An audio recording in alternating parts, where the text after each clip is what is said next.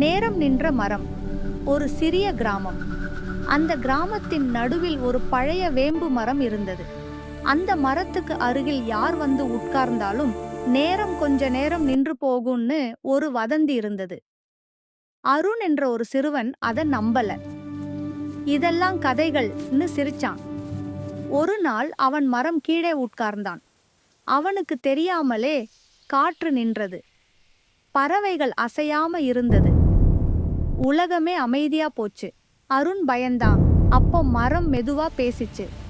நீ எப்போதாவது நேரத்தை மதிச்சிருக்கியா அன்னு.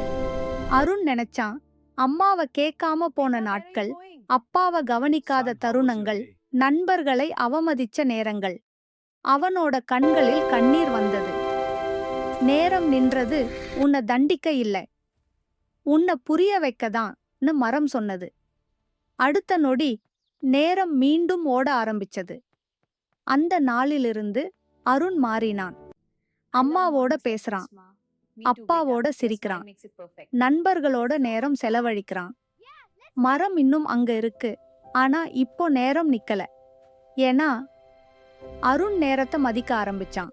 மோரல் நேரம் நம்ம கையில நிக்காது, ஆனா நாம நேரத்துக்குள்ள மனிதர்களாக இருக்கலாம்.